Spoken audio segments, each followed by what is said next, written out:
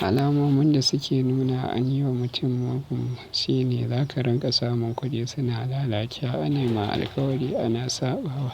Komai naka zai tsaya cak, za ka rinƙa tunanin barin gari. Kana samun kuɗi suna lalacewa, ana ma alkawari ba a cika. Sha'awa mai ƙarfi za ta kama ka, wanda sai ka yi wasa da gabanka ka biya wa kanka buƙata. Haka ita ma mace sha'awa mai ƙarfi tana iya kama ta, wadda sai ta bi ka wata kalli fina-finai marasa kyau, sannan mugayen mafarkai, yawan ciwon kai, yawan ciwon mara, sannan za ta inda samari suna guduwa. Wasu kuma za su inda neman ta da lalata idan ta ƙi ta ba su haɗin kai su tafi su bar ta. Wannan dai alamomi ne da suke nuna haka. 08035882609 wannan ita ce lambar mu. In sha Allah muna tura saƙo ko'ina.